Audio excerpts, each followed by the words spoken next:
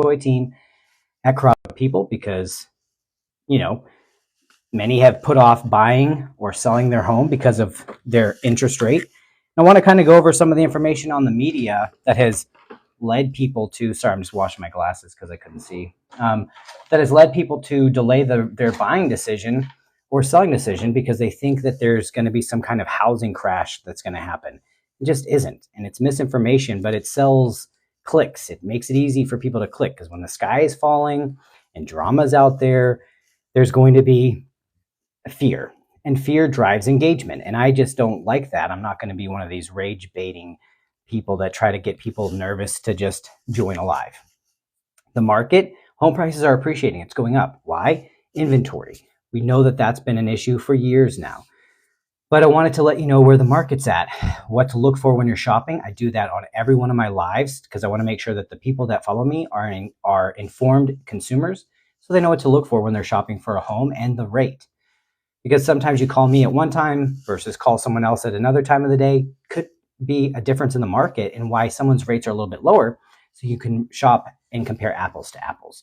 And so I'm going to take the phone down a couple times and flip the camera. Sorry, I don't know how to do this more eloquently or professionally. I'm just a guy who's a mortgage loan officer here in Dallas, Texas, who's wanting to get this information out to as many people as possible so they can build long-term generational wealth through home ownership versus building someone else's by renting. So market's up 2 basis points.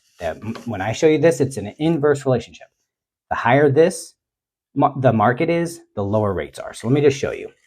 So again, remember I said I was going to do some wonky stuff. So rate, what is the coup rate? What is the coup? Look at Thursday. All of this could be huge movers. And CPI, I talk about CPI, Consumer Price Index, PPI, Producer Price Index, which you see over here. Go to BLS.gov, that's the Bureau of Labor and Statistics, and you can track this and get your info and get these full reports on PDF so you can read it. These are huge, and it shows you what's driving inflation, what sectors of the economy, like automobile insurance. It'll show you what percentage it impacts overall inflation and how much those prices have gone up. And so that's why you want to look at this so you're not getting confused or bamboozled by somebody online. Because I want to show you why home buying is so important. Me and my partner, Monica, we've bought and sold multiple homes over the last few years. And we bought this property here in Dallas, and we bought it for $750,000. And this is why this is so important. Average appreciation, this is just historical data you can look up. Average over 5 years is 7.4 per year. 10-year, 5.99. Over 63-year period, the average appreciation per year is 3.73, right? But we know inventory is an issue, and we can see that this is probably a better accurate predictor of appreciation. But we bought that house for $750. It is close to $805 right now. But as you can see, over the next 5 years, if it appreciates on its trend, it's going to be worth over $1 million. That's huge. When you're talking about 2/3 of the equity you have in this country is tied to the equity we have in homes, or the wealth in this country is tied to the equity in homes, buying what you can comfortably afford and just existing in it because you're going to make your appreciation off the value. Obviously, you got to keep it updated, but it's a great investment. But the reason why this really pushed me today to kind of go over this is, again, on Yahoo News, U.S. housing slump, right? This stuff is such BS, and it pisses me off because when you start to read it, talking about the dip in home sales between this period and this period, yeah, there's not a lot of homes available, and the media wants people to be afraid because rates are 6.5%, 7%. Which rates are higher. But that doesn't mean home prices are slowing down. Because when you go to this article and you can read it in detail, I'm not covering the full thing, but what I really want to show you is this. The price isn't right. They're talking about this. Well, that's because home prices appreciate on average every year, historically, 3 to 6%. That's being conservative. But if you look at how fast home prices went up in 2020 to 2021, it went up 19%. But that's what's really important on this is people are projecting or claiming this isn't sustainable, but it's historical. And I have shown the data since 1942 about how home prices have appreciated every single year except for 6 times. And the majority of those were during the housing crisis, which was not due to prices, but it was more due to lax lending guidelines. If you could fog a mirror, you could get a loan. And so when you have that mixed with horrible self-regulated industries like the mortgage industry almost was at that point, you have to put it. Now there was some oversight, but a lot of it was so lax. Like they had stated income loans. Like I said, you fog and mirror, you get a loan. Boom, it's insane. My house was blown up by a crazy deranged monkey. I'm sorry about your house. Hopefully you had insurance, and the monkey, hopefully they were safe too. But if you have questions, put it in the comments section. But this, I want to come on here and teach people so you can see rate. Yes, rates are higher, but you can always refinance later. But trying to time the market to have a 1 point lower rate might be like a difference of $200 a month. But if you do that by 12 months, that's $2,400, right? But home prices appreciate on average 5%, 6%.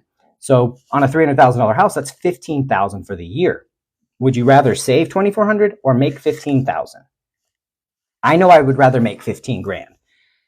Now, so maybe your price is different, and that's okay, but that's where you want to work with a local licensed residential mortgage loan officer and interview a few so you can build that relationship. Because ideally, you want to work with a loan officer for a long term. And so most of us are referral based anyway, so we're going to give you great customer care. You go online, you find the discount people that you'll never talk to again. They might have a slightly lower rate potentially, but the service is going to be totally different. And that's why I always like to tell people to interview, because what's important to you might be different than someone else. You just want to talk, because all of us trade off the same, 10-year, the 30-year MBS. Some of us have little slightly things here and there, but usually it's close. Shop, find someone you like. The market, home prices are not going to drop. Period. If you were waiting for home prices to drop, it's such an anomaly for it to happen in our history. And it would take something absolutely unforeseen by any economic indicators or reports to have any part of dropping in home values. There's just not enough homes available for sale to keep up with demand. Remember, every year people are born. And I've shown this in many times as well, where you look at birthing rates between generations, but you also have to factor that not just birthing rates, but people moving to our country. And if you study the data from the BLS and Case-Shiller and all these other places, you'll see that home housing formations, people entering the age, or that's that common age to buy a property, has outpaced completions, homes being built, since 2015, massively.